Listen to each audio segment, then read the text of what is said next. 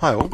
I had an absolutely cracking game against the GM, and I was gutted though a little bit because I lost on time, and he only had like 0.04 seconds left at the end of it. But then I was even more gutted to discover I wasn't recording it, so I'm sorry about that. But I might do a post-mortem, and it was a really exciting game to the end. Anyway, let's see if I can have some more exciting games today.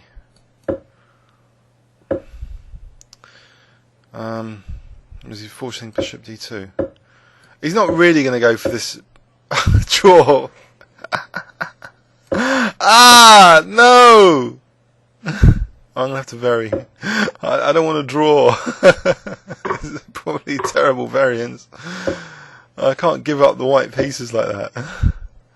The advantage of the white pieces.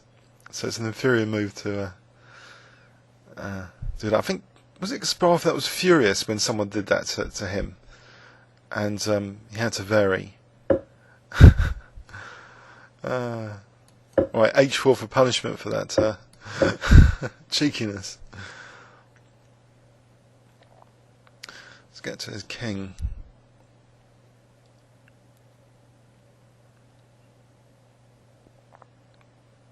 Actually, he's got e4 here and bishop takes b2. Maybe. Anyway, let's take on g5, maybe bishop g5. But then still, no, I've really got to do something about this e4 business, I think. After not losing my rook and queen. I had to rook h1. So, alright, so cb might actually be threatened now. C takes b5. I'm going to left this stranded knight. I hope not. Like in a previous game. I've got to get this knight out somewhere. So why can't I just take that or d5? So and he's threatening b4. So what about queen d2 threatening bishop a5 and also stopping b4? So if c knight takes c4, maybe bishop a5 queen c5 b4. Where does the queen go? It goes to d4, then maybe knight c2. And that actually protects the rook. But then there's queen b2.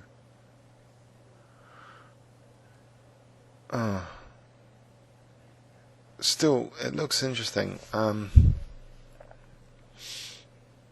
Bishop a5, bishop d4. Sorry, queen d4.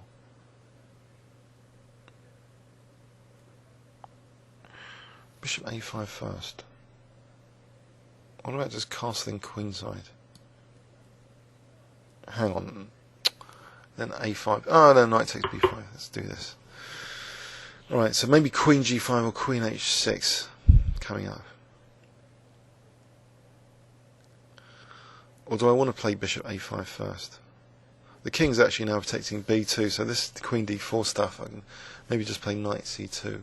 So bishop a5, queen d4, knight c2. If the queen went to c5, I don't think b4, queen c8. Unless c5 is good there. Trying to sort of liberate this pawn, dangerous passed pawn potentially.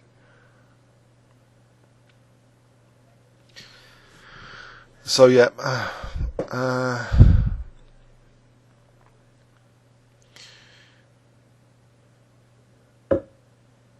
right, now bishop a5. Or first, what about king? Another waiting move, king b1, just to avoid any c-file issue.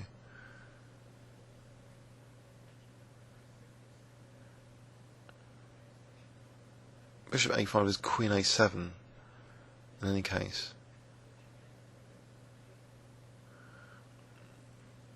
Do I want to play queen h6? It's king d7. It's not really that effective, is it?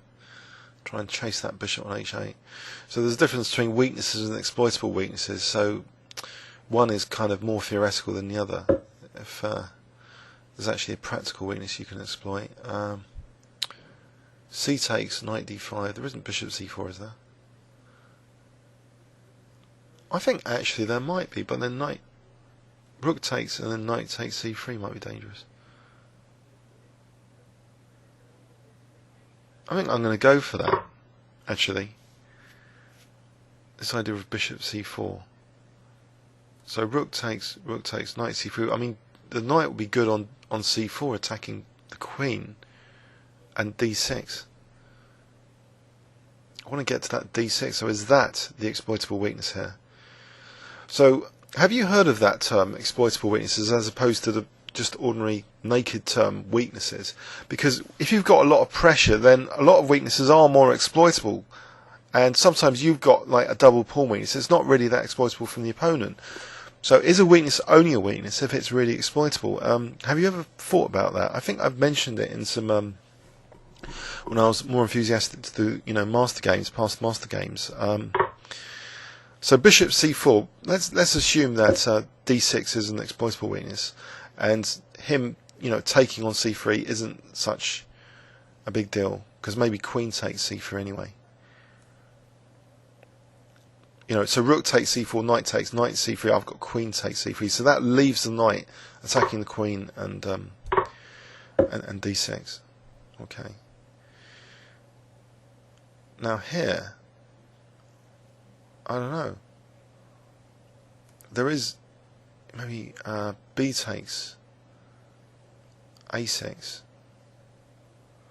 Is there anything better? Bishop b4, queen takes c4, bishop b4, ridiculous. Oh, I'll try b takes. So if bishop takes queen d5, if queen takes a takes b7, so I'm sort of undermining d5 here.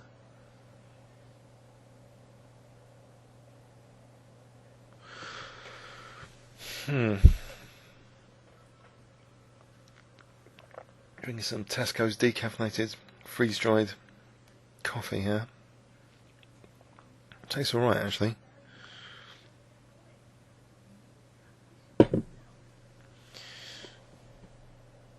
Does anyone know how they do decaffeinated? Is it truly decaffeinated? Or is it, they don't add other stuff, do they? Can you just let me know? I'm a bit concerned about that. Knight a5, maybe? Again, continuing this undermining idea of d5. So knight c3, queen c3. This does look very tactical, doesn't it? I'm just lying on specific. There's no generalization here. This is a sharp position. The absence of strategic generalizations. I mean, you could say that white's got a pass pawn, but it's kind of irrelevant. It's more relevant all this piece pressure on c6 and stuff. I'm not getting mated after that, am I? Hope not. He would have to move the pawn forward anyway to get the threats build up. So this bishop over here. Queen c4 check. Is that any good? Queen c4 check. Or do I want to play something else? Knight b7. How about knight b7? Yeah, knight b7 attacking d6.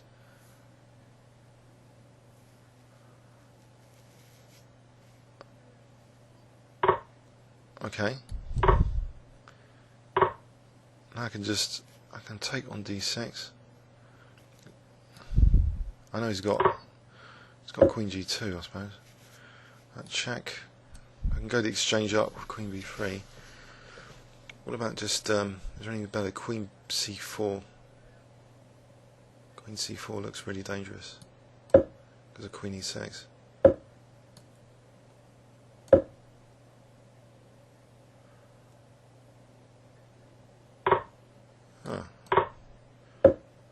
Okay, so I'm threatened with a back row mate.